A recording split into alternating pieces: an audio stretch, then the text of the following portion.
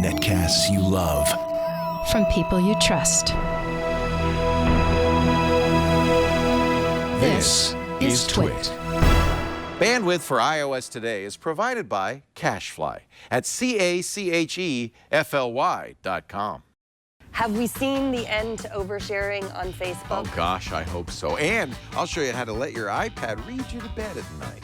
And does Ethernet work on the iPad? We'll find out. It's time for iOS Today! This episode of iOS Today is brought to you by CuriosityStream, a subscription streaming service that offers over 1,300 documentaries and nonfiction series from the world's best filmmakers. Get unlimited access starting at just $2.99 a month. And for our audience, the first 2 months are completely free as long as you sign up at curiositystream.com/twit. And don't forget to use the promo code TWIT.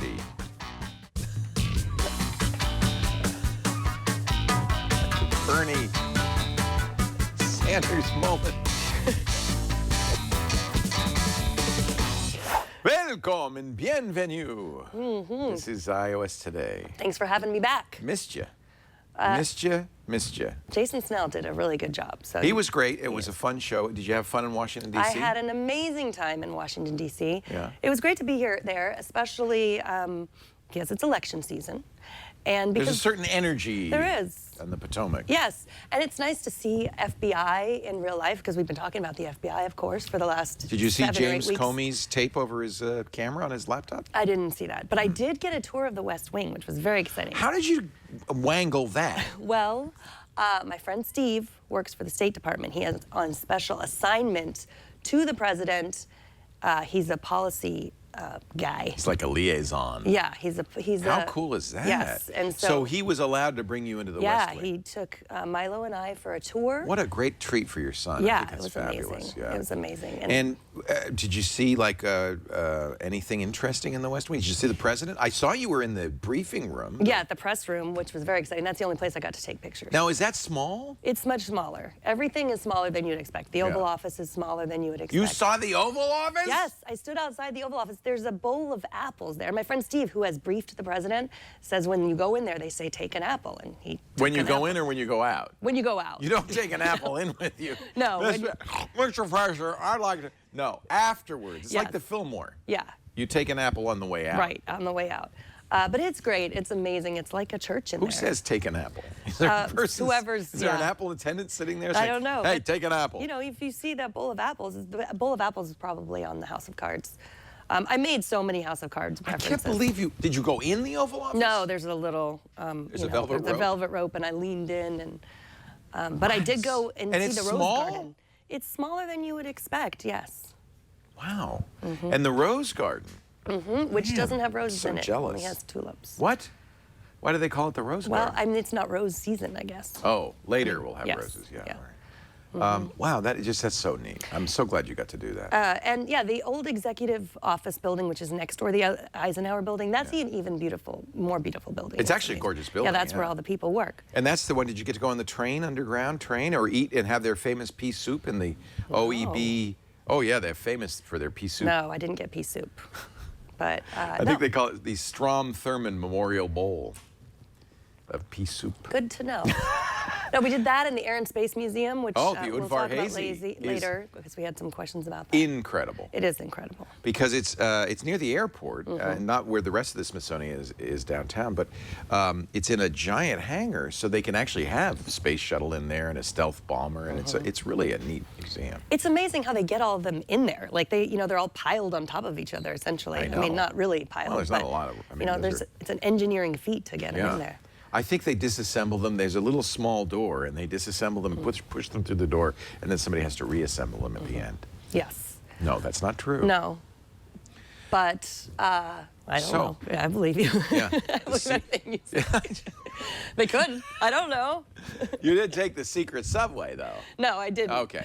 But we're not talking about the Udvar Hazy or politics today. We We're gonna talk about social networking. This week is F8, the Facebook Developers Conference. I'm very excited that we're going to cover that live tomorrow. You're not going to be there. I'm sorry. No. You could if you wished. Jason Howell, Gina Trapani, and I will be starting, I think, 10 in the morning Pacific time. That's 1 p.m. Eastern, 1700 UTC. It's expected, we don't know, that they're going to announce a platform based on their Messenger platform for chat bots. And I think that's very interesting. I really think that in many ways, I talked about this yesterday on Twit, that, we've seen platforms emerge and change. So when I say platform, the first platform that I was really aware of probably was Windows back in the 90s. It was a platform in the sense that it was a stable, relatively unchanging place where developers could write software on top of, and they'd know what they were going to get, and they would get access to hundreds of millions of users. It was a platform. But as time evolved, operating systems stopped being the platforms of choice.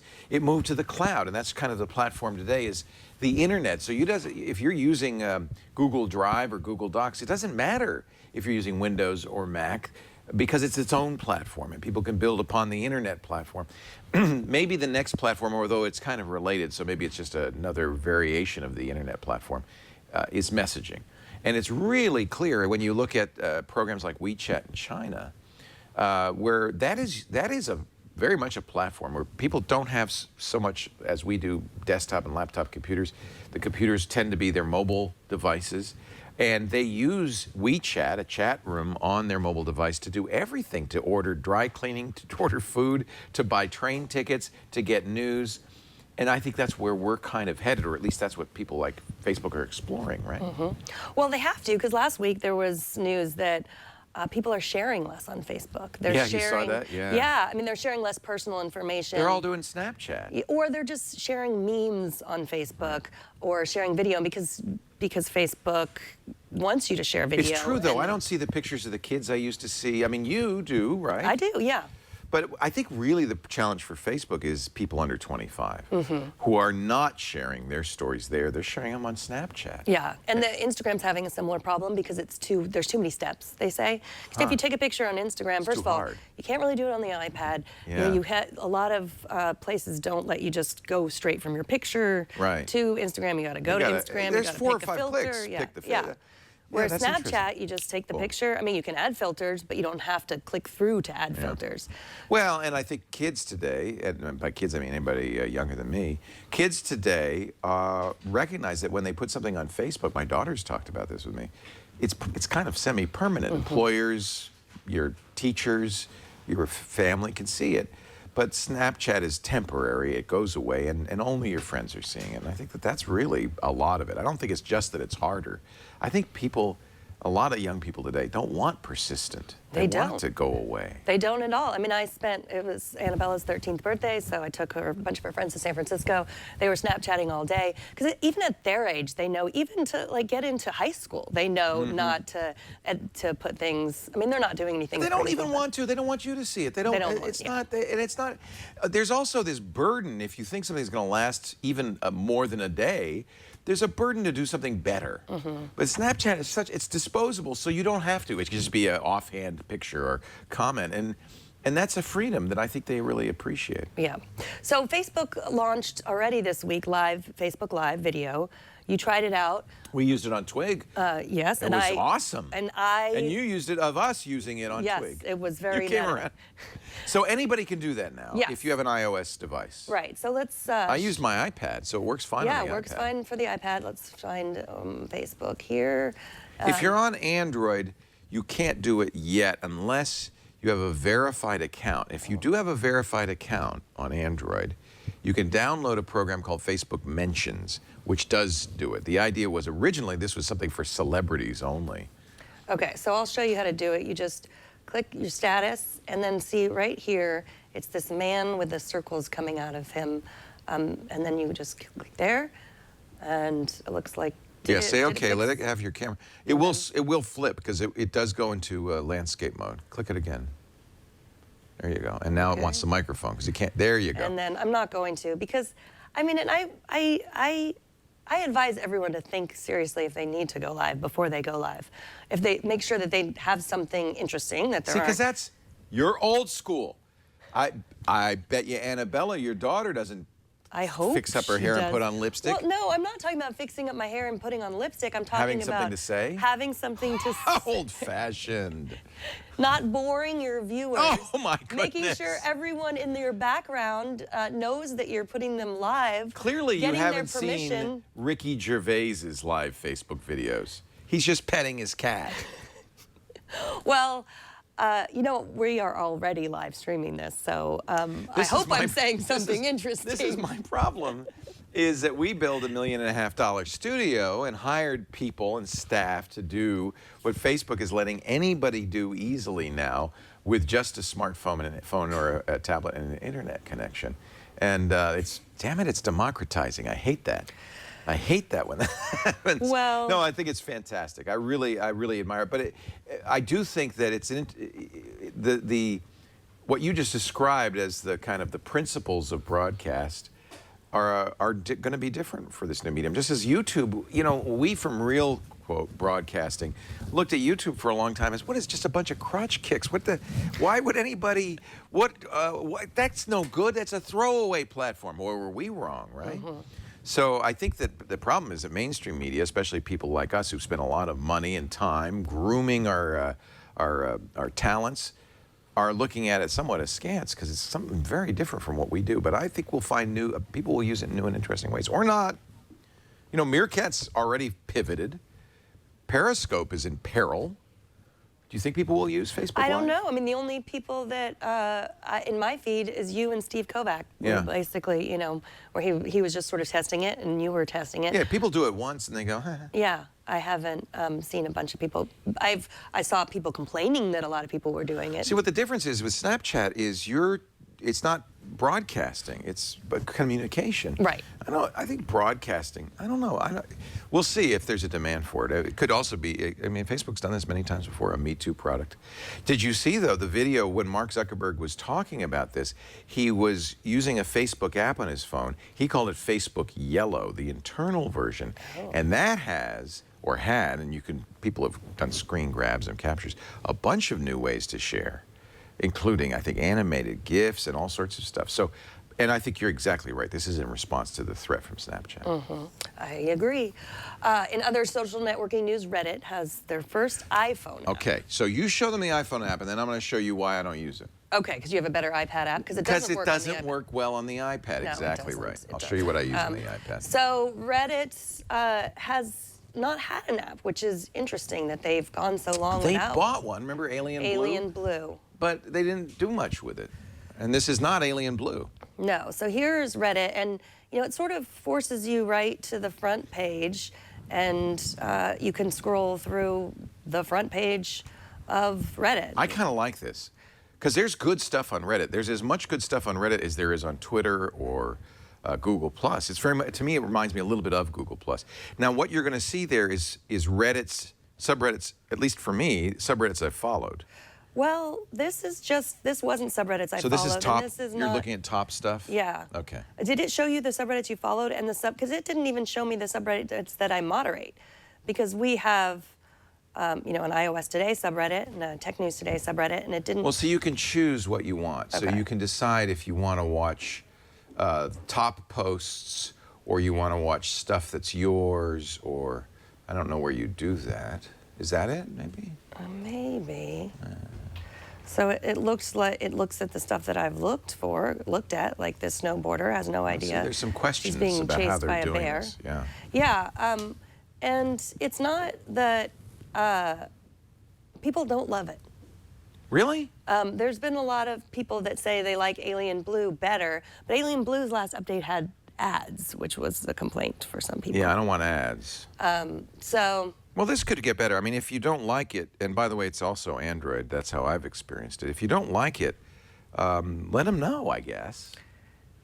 I think a lot of what you're going to get depends on how you use Reddit. Mm-hmm. So now, did you log into your Reddit account? I did log into my Reddit account. Because I logged in, and I guess that's why I was seeing stuff that I subscribed to. But I see, at least on the Android, I can choose different stuff. So I can have my subscriptions, but I could also have, and I see my stuff that I'm moderating. Maybe the Android. Oh, here are the two things that I moderate here, the moderating communities. Or your front page, which is Reddit somehow algorithmically determines from the stuff that you like or follow or whatever. So I am going to get back into Reddit. I avoided Reddit because it had all those nasty subreddits. Well, but they've gotten rid of a lot of them. Yeah.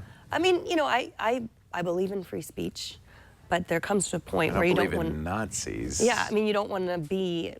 I mean, I'm not you in don't those want to support communities. Yes, but they have gotten, I think, better about getting rid of those really. See, I've always loved Reddit, and I was really torn by that. In fact, we think we had the conversation. Yeah. Should you abandon Reddit?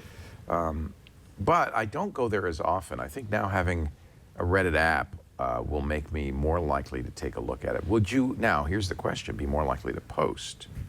Would I be more Or is it likely? more like I'll just consume it? My suspicion is active Redditors, people who post and comment, are not going to use the app so much, but people who are casual users who just are read-only users, this is a good choice for them. I think so too, and I am a read-only.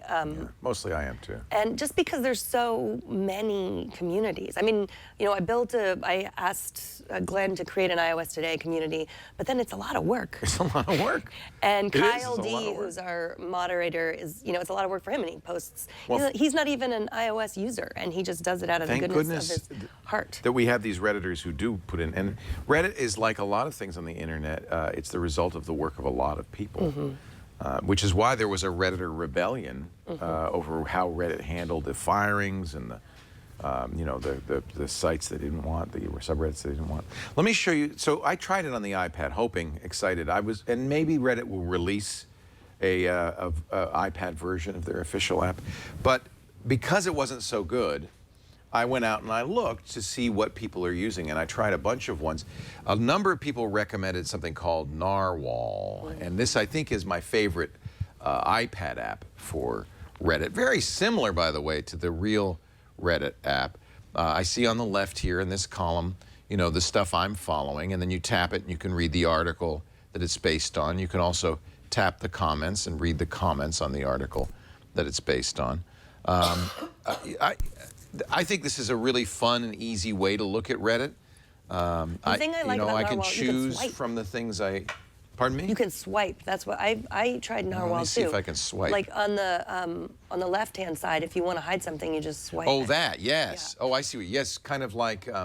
Like email. Email, yeah. Like if you this feel is like the you new. This is accomplish the new things by thing, and you can do that swiping, with yeah. comments as well, with the upvote and the downvote. So you swipe left to upvote, swipe. Would you swipe right to downvote? Oh, you can reply. Interesting. Okay, I see. So if you swipe left, you get upvote or downvote. That is a nice, easy interface, isn't it? Yeah. Especially if you were used to just like if you know accomplishing things by swiping. Like Right. that's what I do with email. Right. You know what I love about Reddit is it's got its culture. And if you're not used to it, it might be a very alien culture to you. The other night, I joined this thing that Reddit's doing, and I can't remember what they call it. You know, they have their experiments. Remember the button? Right. The button. They have one that's a chat room now. And you go in there, and there's one other person in it. And then you guys get to vote whether you want to grow. You have several choices, I think. You could grow, you could leave, or you could do nothing. And if you both vote to grow, then it merges with another two-person chat room. Now there's 4. If all 4 of you vote to grow, it'll merge with another one, and there's 8. And the goal seems to be to get big. But the problem is as soon as it gets to a certain size, it starts being inundated with spammers. Oh. And it gets weird. And it's Reddit's experiments feel like there's some strange graduate student in psychology testing us. But I can't quite figure out what they're trying to show.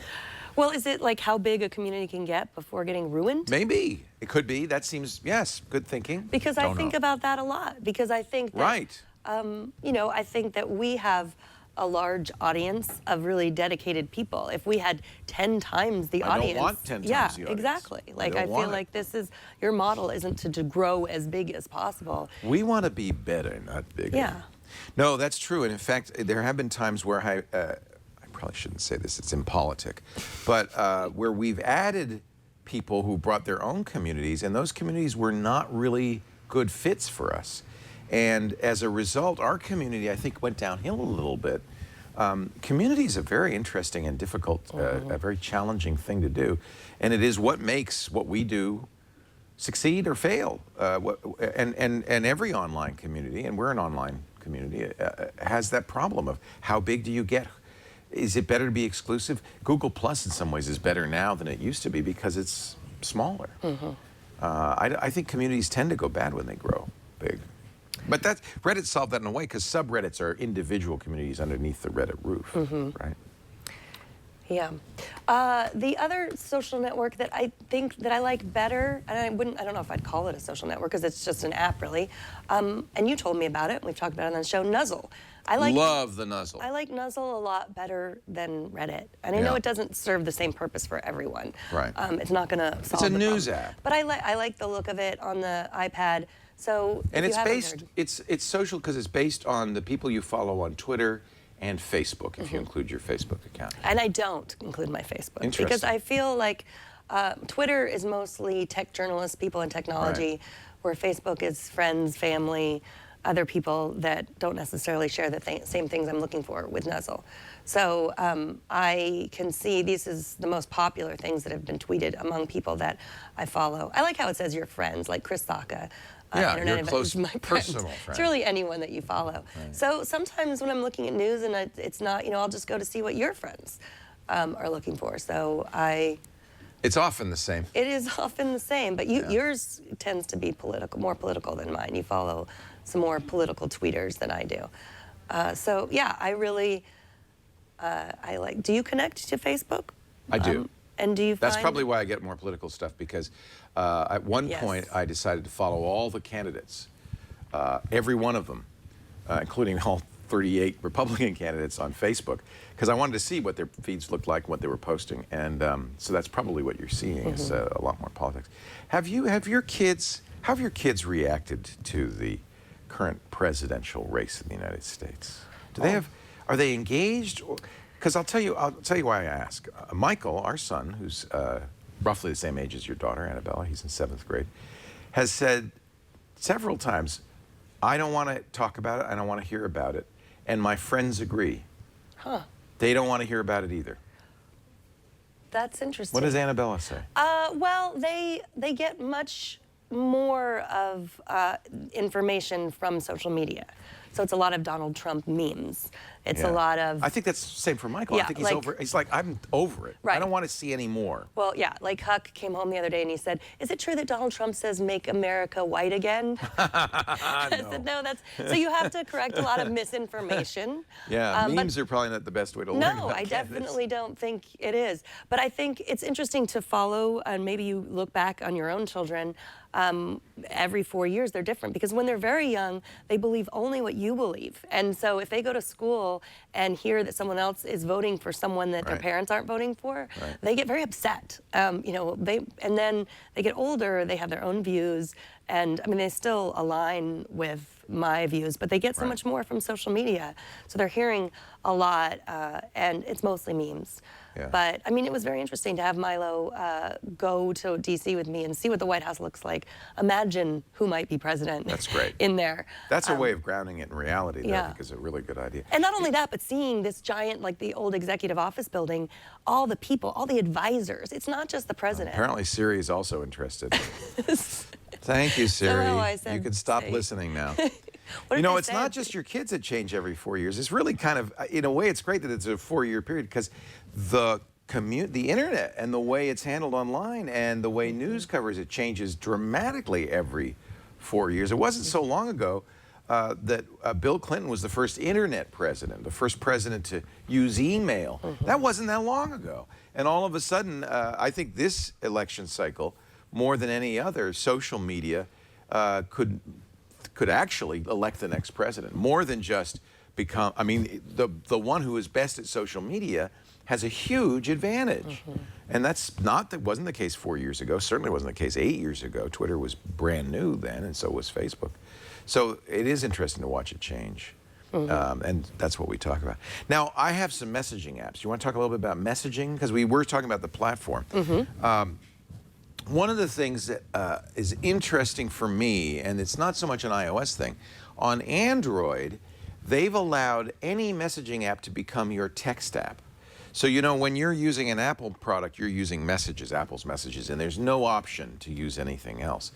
But there is, the only reason I mention this is that you should know there's a land grab going on from all the messaging apps that would very much like to be your full-time SMS app, because then they would have a place on the front page, probably in your dock, that they would be the thing you would see every day when your friends SMS you, and it would be one way to get your friends to start using some other messaging platform. So I first became aware of this when Facebook Messenger said, "Oh, would you like me to be your SMS application?" And I was kind of stunned. And then all the others did it too. So this is, I think, something that's recently happened on the Android side. There is a really big gold rush. And Facebook is, of course, one of the companies that's doing this. I started using Facebook Messenger. I'm not, you know, I have mixed feelings about Facebook, but I started using Facebook Messenger because I feel like that, in some ways, we ought to be paying attention to that. You know, I'll be very interested tomorrow to see what happens on Facebook Messenger. I use it to communicate with my producer, Jason. He produces all the shows that I do. I use it to communicate with you, right? Yeah. You sent me $1 the other day, which I didn't know how to take that exactly. Well, I actually, and then you asked, why did you just send me $1? And I responded, because I could, and sent you a GIF. And so, see, now, I could have taken that in many different ways. This is a great, no, but this is why it's a great communication medium. I feel like that this was a really perfect kind of transaction. You asked me, you know, what should we cover on the next iOS today? I said, yeah, that's great. Sent you a thumbs up. That's unique to Facebook. Sent you $1, which is also unique to at least some platforms. I didn't accept it. You should know. You turned it down? Well, I did. You can turn it down? Well, you have to enter a card in order to take money. Like I would have to enter a bank card in order to accept the money. Doesn't say you turned it down. That's $1. It's like in limbo. Well, yeah. It's just floating it says around now. Tap to accept it. Here, let's see what happens when it's You'll get it. You haven't attached an ATM card. Yeah, so I have to. You should do that because more people will send you money that way. So I'll add a card. Yeah. I'll add your ATM card. Yeah, then I'll be giving $1 to myself. Oh yeah, no, I'll add mine. And then, but I love this. I'm actually glad that you said, and I was hoping you would. Why did you just send me $1? Because I think this encapsulates the power of this platform. That this is really more than email, because it's kind of back and forth. You know, it's short answers. The addition of things like animated GIFs, I think, is huge. Now, Apple, of course, allows audio and video. If you install a GIF keyboard, you can use GIFs in your Apple Messages, but not very well. You have to paste it. So you pick a GIF and then you paste it in. That's kind of lame. This is much more transparent. It just kind of works, and it can be stickers, images. There's a lot of stuff. And I think that cat trading cards, somebody named Cleo, I don't know, these are filters. These are all businesses, by the way, some of them that are making businesses out of being on the Facebook platform. Draw something, remember that? OMG Pop, you would draw. Now I can draw something for Messenger. So get ready. This is about to explode, and we're going to see more of this. I can add a flip lip voice changer. Send you. So get ready. You can get an Uber. I'm going to drive you nuts. Basically, I'm gonna make you nuts. You can get an Uber in through here. You can communicate. I think the future, and I think what we've heard is they're going to announce a lot of companies are going to use this to communicate with their customers, as opposed to the way people now like to complain and communicate via Twitter by publicly shaming the company. That's what we've heard, and I think that will be that's a very interesting business opportunity for Facebook.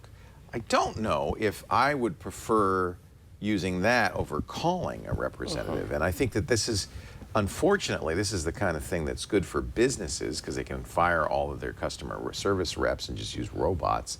And it's good for Facebook because I'm sure it's a revenue generator for them. I'm not so sure it's good for us. So but you're right. We're going to learn a lot more tomorrow. I also use, there's business products, and one of our sponsors is Atlassian. They have HipChat. This is an example, although there's others like Slack. that show that this is messaging being used in business now. So, for instance, if I look at our engineering thread, this is where our engineers talk to us. They also have tied in, if I go back, if I can find it, some services like Panopta that will let us know, actually maybe it's on the site page. Well, I don't know where it is, but it will let us know when a site goes down. Panopta, there are others. So there's some really interesting business applications that are also using messaging. And I have to say, for the right application, it is a better platform than email. For instance, our new studio, and it's kind of interesting, we have a new studio room, and our project manager is kind of old school. And he says, why do I have to use HipChat? Can I just email you? And we say, yeah, and we'll paste it in the HipChat. It's a very interesting culture clash. But people who are in developers or who are working in the tech industries really recognize the value, and Slack is the #1 product there, and it's really taking over. What'll be interesting to watch is if messaging, and I'm seeing this a little bit with Slack, starts to have the same problems email does. One of the reasons we like messaging is because unlike our email inboxes, it's just people we know, and it's kind of controlled. But as Facebook and others start adding more and more stuff to messaging, pretty soon it's going to start looking like my email inbox minus the controls we've developed for email, like filters. I'm just going to be flooded with stuff I don't want to see, and I think that's going to actually reduce the utility of things like HipChat and Slack. The other one, and I've talked about this before, but I really like Telegram. Telegram is a little bit ahead of the curve on one thing that I expect to see Facebook talk about tomorrow, the idea of bots. The idea that, well, I have a bot, for instance, on Telegram. It's called the Mechanical Leo.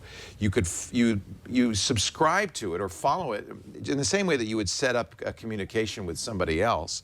And then the bot will automatically post stuff. So you see it says, Leo pulled up at 11:01 a.m. Let's go live. That's something I put in the bot. I just posted a new show, and there's an audio link to it. When I post Instagram pictures, it goes there. So the bot is kind of like the idea is kind of like a newsletter, right?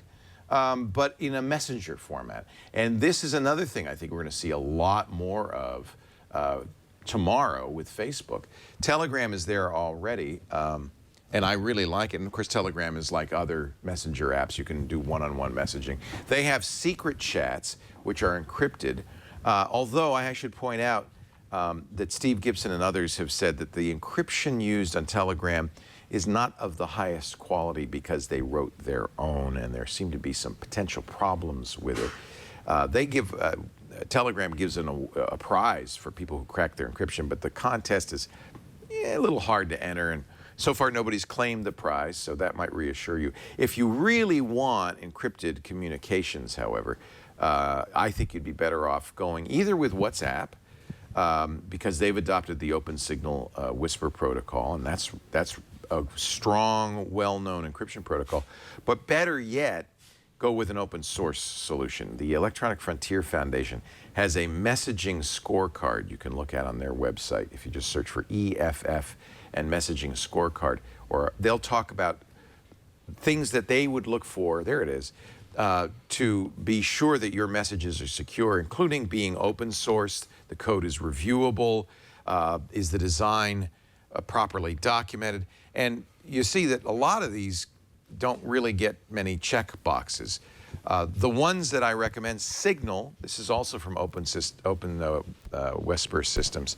Signal is all green because they open source it. It uses strong encryption, well known. Apple's iMessage, you see, has a couple of negatives. You can't verify contacts' identities, and the code isn't open to independent review. There's another problem with WhatsApp. It's not only not open to review, but it leaks metadata.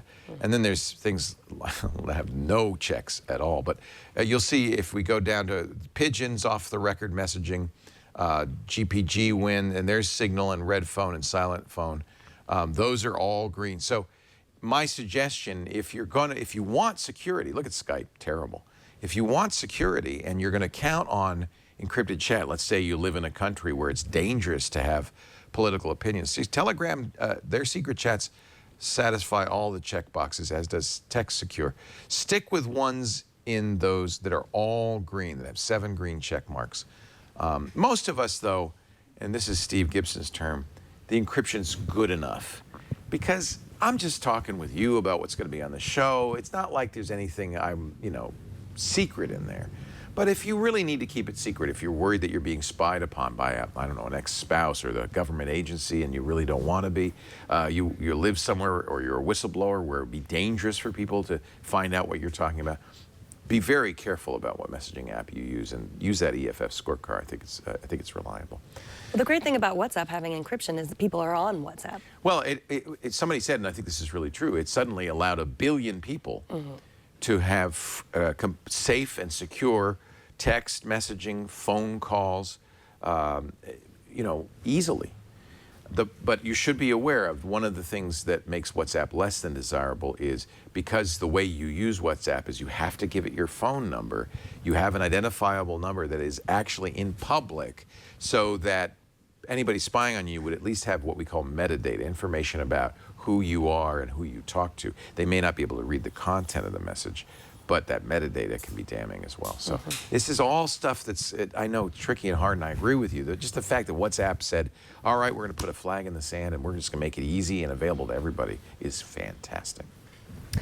All right, well, after the break, we're going to talk. There's a break? Yeah, there's a break. Oh, good. And I'm going to have you give cup of us coffee. a 5-minute update on the FBI iPhone encryption saga. And I have some products and some questions. But we should talk about CuriosityStream. There's news in that realm, but let's talk about CuriosityStream. So this, by the way, this is so great. I want you to try this. It was created by one of the founders of Discovery Communications, John Hendricks. And what he's decided is that, well, he noticed on the Discovery Channel, people love to learn. They watch the History Channel, they watch Discovery Science, they watch Discovery. They love to watch. If you're going to sit down in front of the TV, isn't it great to watch something that not only is entertaining and beautifully produced, but also where you come away with it knowing something? So he created CuriosityStream. This is the world's first ad-free, no ads, nonfiction streaming service. Now, it's already got 1,300 titles in here, and that's tripled in less than a year, and there are more being added all the time. It's also nice because it's available everywhere. So many times we talk about services that, I want to see that. Lincoln last night, I want to see that. So often we talk about services that you can't, that our viewers in Australia or Canada or England can't get. This is in 196 countries. It's on the web, it's on Roku, it's on Android, iOS, Chromecast, Amazon Fire, Amazon Kindle, and yes, they just added an Apple TV app for CuriosityStream. By the way, over 50 hours of 4K content. So if you get one of those new 4K TVs, you really want to get this. It's one of the largest 4K libraries on the internet. Not just documentaries, by the way, interviews, there's with Stephen Hawking, there's lectures, Stephen Hawking's Universe, that was a great series. Remember that, where he traced the history of astronomical theories and technology? Michio Kaku has a great series called Next World on there. The Human Face of Big Data, our good friend Rick Smolin's book.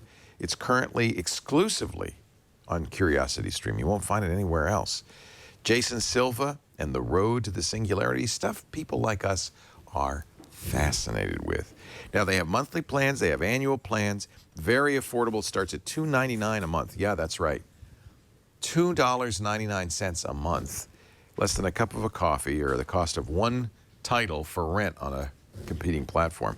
But we got a really great deal for you I want you to take advantage of. 60 days free. Yep, 2 months. Right now, go to curiositystream.com/twit, promo code TWIT. You get unlimited access to the world's top documentaries and nonfiction series and one of the largest 4K libraries anywhere. Free for 2 months. Come on, I mean, just do it. You're wondering what's on TV tonight? Go to curiositystream.com/twit and do it. I shouldn't have to tell you twice. In fact, stop watching this show. Go watch CuriosityStream. After you finish watching the show. Okay, if you insist. All right, so 5 minutes, the latest update. It's not over, the FBI versus Apple, or the FBI trying to, and it's big news over the weekend. Okay, so where do I start? Should I get everybody caught up? Well, So remember, the Apple folks had the FBI rather had the iPhone 5C that was owned by that guy. I don't want to say his name, who was the terrorist, the shooter in the horrible San Bernardino shootings. Now, he and his wife, of course, are dead. They had 2 phones of their own, their personal phones, which they crushed. But he also, Farouk, don't want to say his name, also had, no, I don't think anybody should get publicity for this, right? Also had a work phone. He worked for the, ironically, San Bernardino Department of Health. And that work phone was encrypted. As you know, the FBI got it, permission from the owners, the health department, to do whatever you want. They couldn't unencrypt it. And they were worried if they kept trying the key that it would erase itself. So they went to Apple. Apple first said, look, shh, ixnay, let's do this quietly. We don't want to make a big deal about this. But you know what? When that phone backs up to iCloud, we will give you everything. And the FBI said, yeah, that's nice, except we changed the password. Apple said, what? What are you, nuts? You should have asked us. That blew it. You blew it. Okay. So they decided to go to court and make a big public deal about this.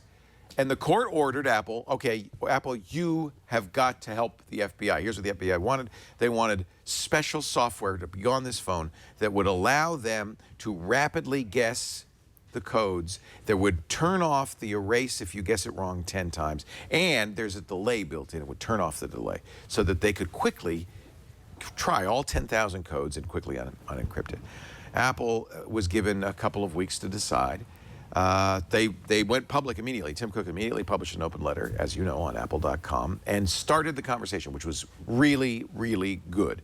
They didn't say we're not going to do this. They say this is why we don't want to do it, and we feel Congress should decide. We don't think the courts should decide this. We think this needs to be a conversation we should all have, because there's a lot of stuff on your phone. And if we break that, then it's not just the good guys who get the phone information. Potentially, bad guys could have access to your phones, hack you, cause all sorts of problems. Completely legitimate. FBI, fast forward, just before the day of the ruling from the judge on Apple's request not to do it, said, never mind. We figured it out. Somebody came forward, and we think it's going to work. A few days later, they dropped it. They said, yep, it worked. We got the phone. Now, immediately after that happened, FBI started sending out emails to other law enforcement agencies all over the country saying, hey, you got an iPhone, we can help you. We'll crack it for you. In all sorts of cases, not just terrorist cases, but all sorts of cases. Apple said, we want it's a security flaw, we need to know that. And they threatened, they did not, but they threatened to sue for the information. But how did the FBI break it? FBI said, we're not going to tell you, we won't tell you who did it, how they did it, but by the way, if you're in law enforcement, we'll help you out. So there's a new case. The FBI has found a new reason to go to Apple. So that's news. But I bet you're talking about the Feinstein-Burr encryption bill, or anti-encryption bill. Now, we should be clear about this. And we talked about it on Sunday on Twit. We had Steve Gibson on. That this bill is being circulated by the chairman of the House Intelligence Committee, Burr, not Aaron Burr, Burr, for discussion. This is a draft. It's not the final version. It has not been brought to committee. It's not being proposed as a bill. And there is some question whether the president would sign such a bill. The White House has indicated that they don't believe this. But what the bill is called, something like the Law Enforcement Assistance Act. I can't remember the exact name of it. Do you have it there? We do. And we're calling it the Burr-Feinstein bill because its sponsors are Burr and Dianne Feinstein, the senator from California. Burr is a Republican from North Carolina. But the real name of it is something, well, actually it's good because you should read the real name of it. Does it say it on there, Jason? I can't see it.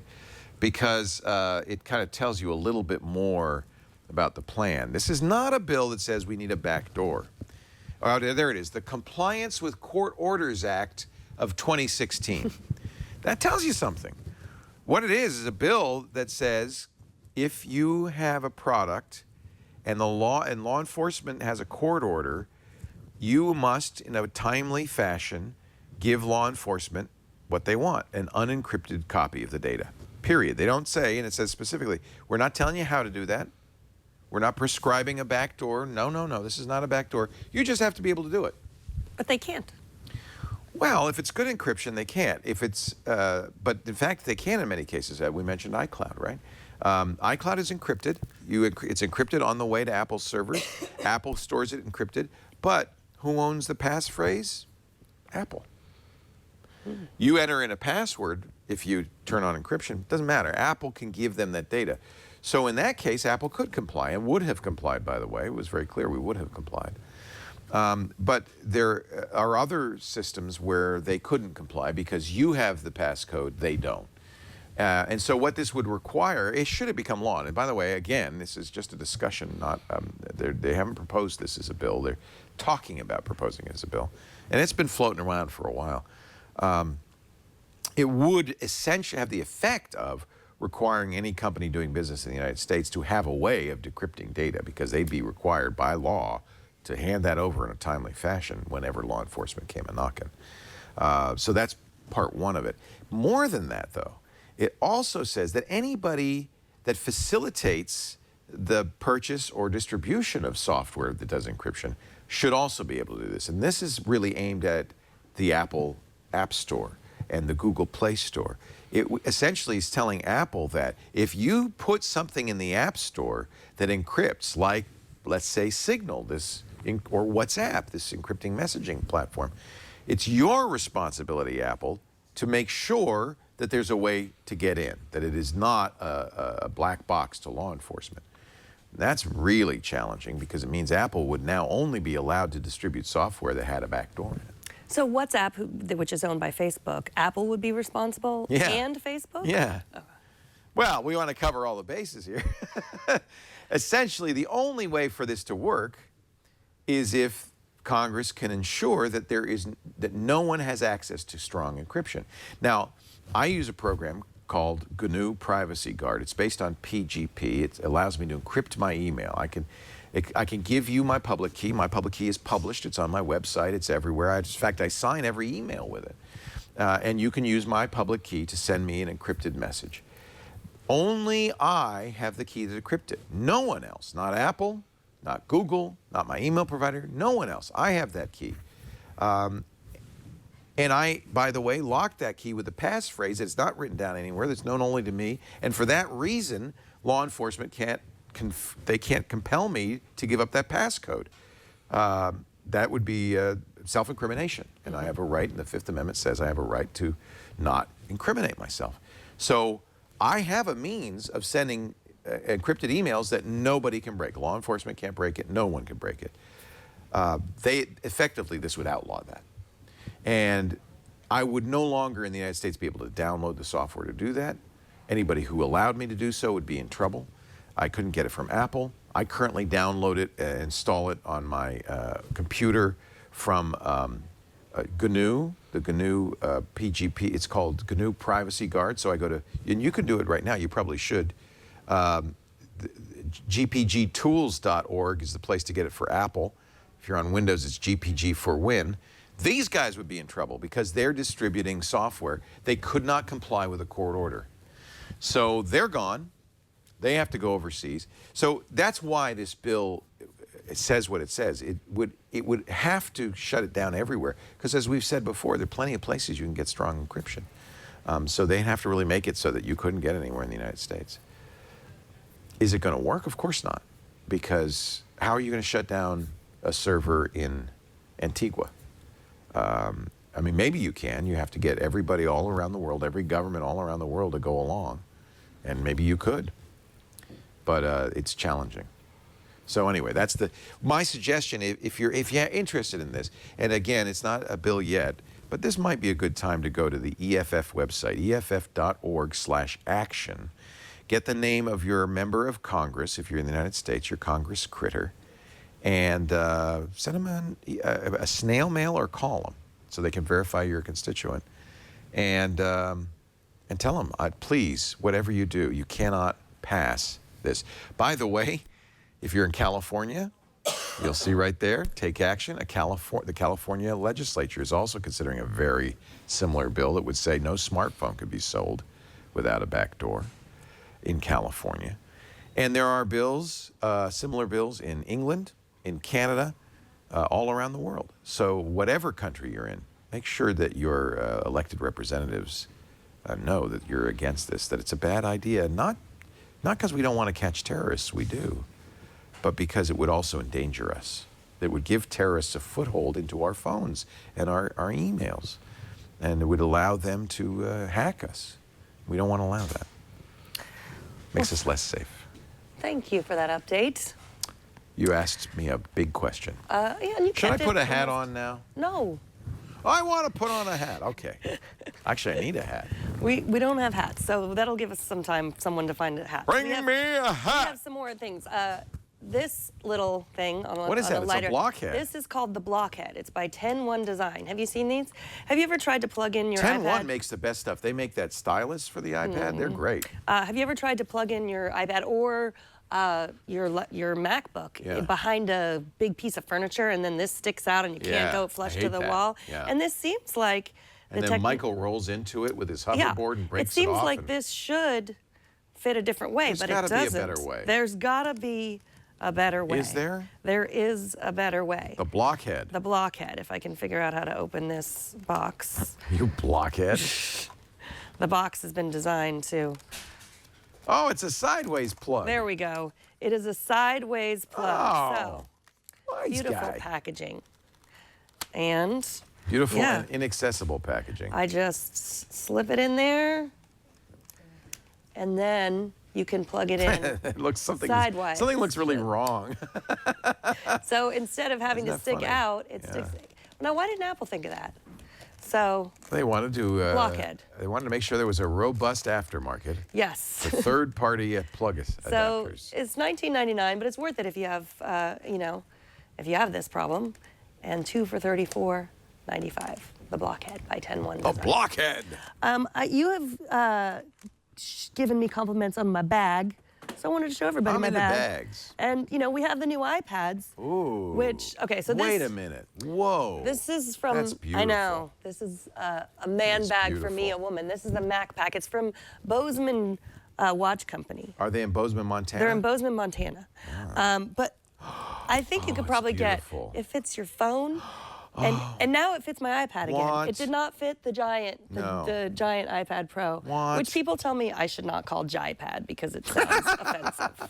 But I am going to call this the iPad Junior. The iPad Junior Yeah. fits in here, and then my MacBook fits in here. So I love this bag. It was. Wow. I it's can't a tell you how much it was. It's for somebody who's but, all in on Apple. That's yeah, what it is. the Mac Was it a pack. gift? Marco gave it to me for That is beautiful. Christmas. That is And, gorgeous.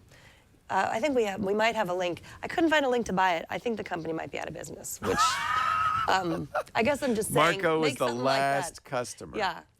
Well, you know what? That is another reason why I really like the iPad Juniors, because I can put this in my bag too. Yes. And I carry this now everywhere I go. I love it. It's really great because with the keyboard, it's not a laptop replacement, but it's just you can do stuff with it, and I love it. Yeah, it's not going to be a laptop replacement until Apple gets better at Google Sheets. Does on Sheets not iOS. work well? No, it's garbage. Well, that's not Apple's fault. That's Google's fault. Okay, it's Google's fault. Until Google gets better. Yeah. Until they can just get along. Okay, so Oh, somebody said we should not call this the iPad Junior. It's the iPad Amateur. the iPad Amateur. We got a Pro and an Amateur. And of course, Serenity Caldwell calls it the Baby Pro. Yeah, I like Junior. I like the iPad Junior. Okay, so Carlos from Puerto Rico says he has been watching our show since the beginning of time. Hi, Carlos. But this is the first time he writes. He said, I learned the iPad Pro with iOS 9.3 is able to connect via Ethernet using the new Lightning to USB 3 camera adapter. How does this work? So I ordered this adapter as soon as you talked about this, right? So the key on this adapter is it is a Lightning adapter with 2 connectors on it. A Lightning connector, so you can plug in the charger while you're plugging other USB devices. Now, Apple can persist in calling this the camera connection kit because they, I guess, figure, well, you're going to connect a camera or you're going to have a USB card reader. I'm glad they did the USB port instead of a card reader slot because this makes it, more universal. And one of the things it does is it makes it easier to use Ethernet. Now, a correspondent told me that, Leo, you're wrong. The iPad has always been able to support Ethernet. The issue was it didn't have enough power to support these Ethernet dongles. These are very widely available, about 10 bucks there. It's USB to Ethernet, but the power wasn't sufficient. So because now you can plug in a lightning cable, it has enough power. What I don't know, and I'm about to find out, because I want to plug this in, is if it has enough power even if you don't have the lightning cable plugged in, because I don't think we have a power cable here. So let's find out. It turns out the iPad has always had the drivers for this. So, yep, and there it is. So I need my power.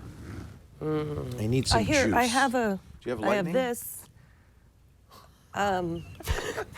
Let's try the blockhead. Yeah, actually, wait a minute. I carry power with me. I have lightning. This is a lightning. This is one of the reasons to have a man bag, because I'm sure that there's something in here I could use. I do have a lightning. No, just give me the cable, that's all. Actually, I have the cable, too. I don't even need the cable. I have everything in my man bag. I'll just wear this as a necklace then. So here's a lightning cable. Yep. Or scarf. That's type C. Here's a lightning cable. And then somewhere in here, I'm pretty sure I have a battery. I bet you that would work, right? Mm-hmm. If you had a powerful enough battery. Oh, wait a minute. Where's my battery?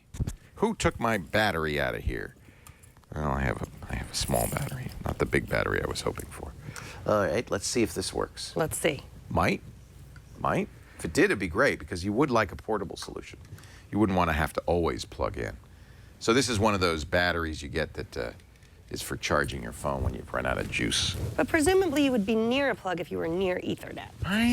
Yeah, you're right, because it's wired, huh? Now let's see, how much would you pay? Yeah, it's charging. Still says it can't use the device, but I don't know. It may be because this device isn't compatible. But what I'm going to do is I'm going to turn off Wi-Fi. All right? Now, his question was, what do you have to do? Do you need anything else? You don't need a DHCP or anything. Basically, your Ethernet has to be connected to a router, a DHCP server. It's going to assign an address. And if all is working properly, let's see, I should be able to go to twit.tv, and it should, because remember, I turned off Wi-Fi. It should, is it gonna? Oh my gosh. You're still on LTE though. You gotta. Oh man. Okay, bad test. Let me turn off my LTE as well. You weren't so many ways to connect. You weren't supposed to say anything. Turn off cellular data. So now I got nothing. I got no Wi-Fi. Turn off Bluetooth. I don't care. Got nothing. In fact, put the thing in airplane mode. All right. Actually, I don't know. Is that going to turn off Ethernet? I put it. That would be really interesting. Now, yeah. No, I don't. No. Okay, I'm not going to. I don't. Let's go to some other site that we've never been to before, like Leoville. Yeah, it doesn't work. All right. So it may be that this adapter. You think it's an airplane mode? Well, let's turn off airplane mode. Let's do some troubleshooting, like the old days. Maybe that was a bridge too far. What do you think? Let's go back to twit.tv. No.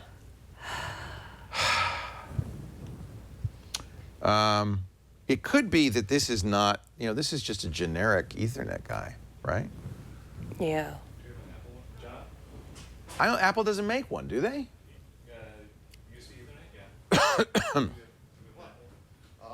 Here's a that's ink. Let's see that. It's a different color. It should work better. Let's see. Maybe also because I don't have power, although it thinks I have power. It's charging, right? So that should be enough juice. So we don't have a plug around here?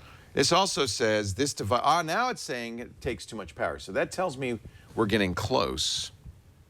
Oh, that went off. Let's see if I can, it's trying. Yeah, so I need, what I need is a plug. You mean I need a plug into the wall. Yeah. Yeah, so give me that. There. You Can you use see somewhere? blockhead. But now, this is all fine and good, but if you don't have a power socket to plug into. Here's an Apple one. John, can you bring me okay. You know what I need is something to plug into. There, but I will try this with the Apple one. Because maybe you have to. I mean, this is good. I said before the show began, I'm not going to test this. Right. That would be a teachable moment. That would. I'm just going to do These are it. the best parts. I'm not This going to reminds test me of it. the good old days. Now, let's see. Well, I believe in the value of live TV. Now, I know it requires too much, but what if I plug this into a source of power? Not a lot of power, but a little bit of power. See if that helps. Now I'm using the Apple adapter. All right. No. So I think you're right. I think I need to plug it into the wall. And if this doesn't work, Well, it might be the blockheads. can we just start the whole show over? All right. Now plug that into the wall. See, and that was what was, I mean, that makes sense because that was the big deal. Actually, give me the other adapters just to check. But this is the Apple Ethernet adapter. And now I'm plugged in. And it is loading. All right. So there you go. That proves it. So the key is you need power. You need juice from the wall, not from a battery. And that was what really made the difference. So that was the hack, the workaround that has always been available is, let's try it with let's see if this is that if you had a powered hub that you were plugging in that it might work. So I'm going to try this. So we know the Apple adapter works. I like your persistence, Leo. Well, you know, this is called science. This is a Cable Matters adapter, probably $10, you know, just a generic. $9.99? Even better. It's just a generic adapter you find everywhere on the street, and it says it cannot use the AX88179. This device is not supported. And let's just verify that by going to my old homepage. Yahoo! So what worked? The Anchor? Because we don't have an Apple one, or the Apple We one? do have an Apple one. The Apple one worked. So the Apple one worked. Should we try? I threw it over my shoulder. Apple works. Apple works. $9.99 one Anchor's does not. good. I would think Anchor would work. That's like $20. That's How much $20. is the Apple How one? much is the Apple one? 60? 30. 30. All right. Or maybe How much would you pay? Now, how much This would one's you pay? nice though. See, Anchor makes good stuff. It has for little $20. lights on it. It's got activation. Let's go to my Metallic finish. .yahoo. More than a metallic finish, it's actual metal. Oh. Now you have to give it some time, right? I mean, because it's got to, you know, it's got to.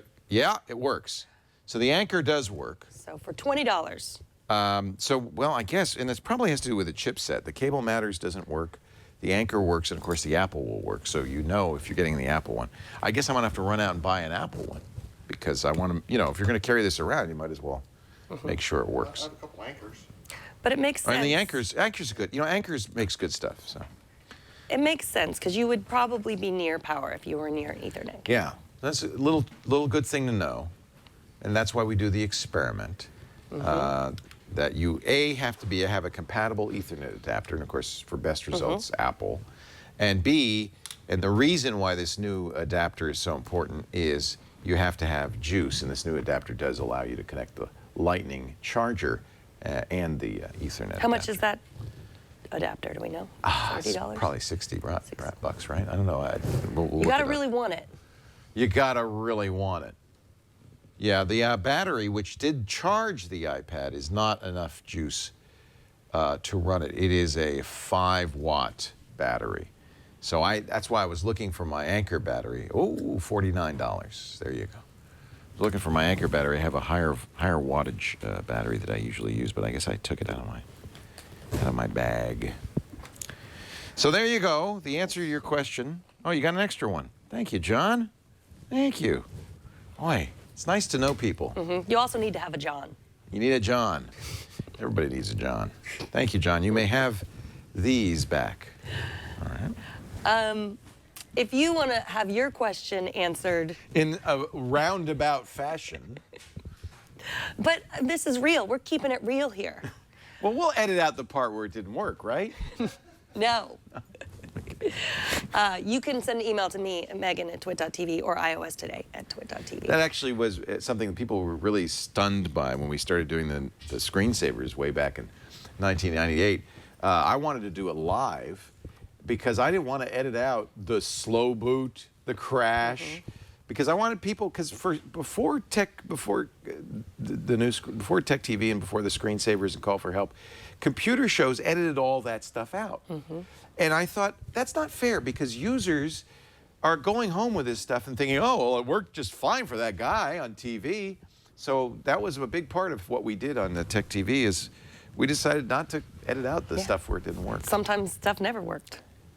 Really? I bet you that was occasionally the case. Now it's time to wear hats. Mine fell. Would you like back your here. blockhead back? Yes. I'm going to keep my cable, but you may have your blockhead. And I shall put on a dapper hat that reminds me We're dapper today. of old Blue Eyes. Mine reminds me of St. Patrick's Day. It is. But Yeah. I like it. All right, so I can never get enough of apps that turn my face into another person's face. Seems to be a popular category with you. Banana is the newest one, and it is free, as it should be. Yeah. And I'll show you. It's like, you know, it has all this sort of Snapchat filters, like March Madness. Oh, so, and it has cutouts for where you're going to Hillary. be, which is one thing I appreciate, because a lot of times you don't know where your face ends and Donald Trump's begins. Exactly. So it's hard to show you this because Oh, my can you face be has to be in Tay-Tay? front of the camara. Yes. Oh, there we go. Wow, you don't look a thing So- like her. I don't. Here we go. So do you, are you then going to snap it? Yeah, I could take a video. I could sing. I could just talk about iOS and. But your record eyes it. are really low. Yeah. Oh, About iOS and record that's it. not at all disturbing. Just talk about iOS. Oh, Lord. And I could tweet that out. I also made Yeah, one. please don't. I've been tweeting them out all day. I You made, love these apps. I do love them. I can't get enough of them. So I made this one earlier. There were some complaints about you eating the microphone on. So I made this. Don't eat into the microphone. It's gross. That's what the chat room looks like. You look like Grumpy Cat. Don't eat into the microphone, Leo. I hope you tweeted that. I didn't tweet that one, but I Please do, because then that way the people who don't like it and I admit it's disgusting. You got to The- eat though. Yeah, that's the problem. I got to eat. I don't do it on an actual show. I do it in between shows, but people watch. And so if you tweet that out, then they can just send that to me whenever I'm bugging them. Yes, that's With true. my I will. mastication.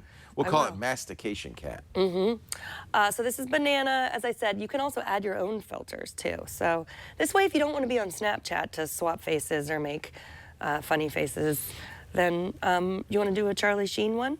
Yeah. Okay, I'll let you do a Charlie Sheen All right. one. All right. There you go. All right. Because I'm sure you have something to say as Charlie Sheen. I am winning.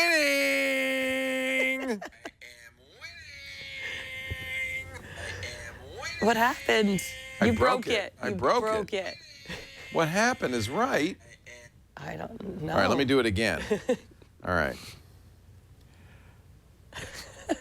Hi. I used to be on 2.5 Men. Now I am winning. Oh, wait, you have to record it, don't you? Did you press it down like in the Snapchat? Hello. My name is Charlie Sheen. You may remember me from such shows as... What shows was I on? Hello. Now you can show it. My name is Charlie. All right, now show it on hers, because... You may remember me from such shows. Looks like I have a bad tan. What shows was I on? Hello. My name is Charlie. I look like You a look bad like a clown. clown. I think it's Okay, I don't like lighting. this app at all. Oh, come on. Why isn't it matching better? Yeah, because it's fun. Should I be more tan? Maybe. I'm not as tan as Charlie Sheen. I don't have as much time to get tan That's true. as Charlie Sheen. Would you like me to show you my app cap? Yes, I would. All right. We wear these caps as Oh, a yeah. way of honoring the fine programs we are about to I show forgot you. that. I was so excited about my hat. I This forgot one's to say not why cheap. We're wearing hats. This one's not free. Okay. It's $10. But we used to have an app that we loved. Lisa misses it desperately, called Umano. Do you remember Umano? It would download. Let me turn on all my connectivity again. It would download magazine articles and so forth and read them to you. And you know, for people who you know like to listen, I know we all like to listen to podcasts. Many of us are Audible subscribers. It would be nice, but Umano went out of business. So I found an app, and I actually really like this, called Voice Dream. Now, this can be pricey because you got to pay for the app, but it will read you, and it will read you anything because it is automated, you know, computer voices. And what's nice about it is there are a lot of voices. Now, it comes with a couple of voices to start out with, so I'm going to manage my voices here. Additional voices range in price from a couple of bucks to $5. You can listen to a voice before you buy it. So, for instance, if you're interested, let's see, what is Will the Bad... Let me make sure my audio is turned up. All right. What does Will the Bad Guy sound like? Here, let's play. Hi, I'm Will, the evil American English speech synthesis voice from Acapella. Efficient, Isn't that good? fast, and of very And if high you say, well, quality. no, I want him to Why read a not little try me faster? out with your own words. Can make him faster. I could even make his voice higher. I could turn the volume up or down. And then I could make that my preferred voice. So how would you like to hear Will the Bad Guy read Jane Austen's Pride and Prejudice? Why, my dear, you must know, Mrs. Long says that Netherfield is taken by a young man with a large fortune from the north of England. All right, that's terrible, right? So let's try another voice. It's also too fast. Actually, I'll show you. I have quite a few. I kind of went a little bit voice crazy on here. I think my favorite was Heather. Let me check out Heather here. We'll set her as preferred. These are a cappella, but there are voices from other companies as well. There's even the voices that come with iOS, Like Samantha, right? But and then what's nice is you can take Samantha and you can still adjust her. So even though that she is, but I went out and I bought Heather, and I really like Heather, especially for Pride and Prejudice. Listen. Why, my dear, you must know. Mrs. Long says that Netherfield is taken by a young man of large fortune from the north of England, that he came down on Monday in a chaise and four to see the place. And so, yes, these are computer voices, but they are pretty good computer voices. And remember, these are books that, or web pages, or news articles that there is no recorded voice of. So it's nice to have. Maybe I liked Sharon better. You know, I feel like I adjusted the, no, default. All right. I feel like I adjusted the speed a little bit. Should we try Sharon? Yes, let's try Sharon. Sharon, besides being your mother, is a very, very nice lady. So let's see what Sharon sounds like. Why, my dear, you must know, Mrs. Long says that Netherfield is taken by a young man of large fortune from the north of England, that he came down on Monday. Now, it's not as good as Audible, but it is a chance to listen to stuff. And by the way, they have some add-ons. You can have it read your email. So if you're in the car and you're trying to get, listen to email and stuff like that, they have a mail application that will read your email. I paid for that too. I think it's a couple of bucks. You can also import stuff from websites. So let's go to an article that I'd like to read all about broccolini. Nice Wikipedia article. I want to know more about broccolini, but I want to do it while I'm driving. I can add this to my share sheet, save to voice stream. What shows was that? I was just thinking combining yours with mine. With your app yours? with my app would be awesome. Oh my God. Oh my, amazing. Yeah, Umano was nice because it was real people F and Duns telling us. And look, I'm telling you, the problem these days is that a lot of stuff isn't read, right? So if you have that luxury, but this article on broccolini, nobody's going to go into the recording studio and record that. So here I go. I can now have Samantha. I don't know what. Broccolini, original Japanese. One is a green vegetable similar to broccoli, but with smaller florets and longer, thin stalks. Often misidentified as young broccoli, it is a hybrid of broccoli. I Are you mocking me? You're having Justin Bieber? That's very strange. That's pretty funny, actually. You can't hear it, but you should upload that. Justin Bieber on broccolini. No, I totally think this is great because not everyone can afford Audible, and then Well, not everything's on Audible, right? That broccolini article, I guarantee you, there's no recorded version of that. You have a lot of voice choices. If you don't like Will the Bad Guy, we could do the regular Will. He's actually pretty good. Let's Let's hear more Pride and Prejudice with Will. It is a truth universally acknowledged that a single man in possession of a good fortune must be in want of a wife. I think they've gotten a lot better However with these little known voices. the feelings or views of such a There's man even, may be you know, on his some first entering a neighborhood. inflection. This truth is so well fixed in the minds of the surrounding families that he is considered the rightful property of someone or other of their daughters. My dear Mr. Bennet, said his lady to him one day. Yeah, you got to get used to it. It's not an audible book. You got to get used to the Could fact it- that it's a computer reading it. But I Could it think read the New York Times? it can. Anything that you can get on the web, you can save to it, and it could read for you. That would be and useful. I should say there are a lot of voices. So we just listened to a couple from a cappella, and by the way, in a lot of other accents too. So maybe it's your hankering to have a lovely Scottish lady read to you. Well, you can, because they have accents from all around the world. You want to hear Deepa? Let's play a little sample of Hello, Deepa. I am Deepa, one of the female Indian English speech synthesis voice from a cappella. Efficient, fast, and of very high quality. So you can, there are quite a few of these. Paul is this is Neo Speech, which is another. Experience the world-class natural-sounding text-to-speech TTS today. You can now empower even your slightly applications nasal. with advanced As speech if the computer had technology a using nose. voice text. Stuffed up Robotic nose. voices are now So, I mean, you know what? It's worth it just to download this and play with the voices to see what the state of the art in speech synthesis is. Here we go with a little Scottish. Hello, I am Rona, a female Scottish English speech synthesis voice from a cappella. She'd be great. Efficient, fast, reading and of Pride very and high Prejudice, quality. Why not try me out Why with your not own try it words today? in the context of your application? Absolutely. They also have other languages if you'd like. If you look at all of them, you'll see, there's a great many of them. So pick the language you want, the accent you want. Actually, these are all English. Now, I wonder if I can change that.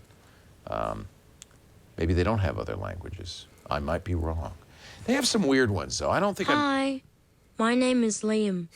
Mommy, I want to go to the zoo. Blimey, that's a cute koala.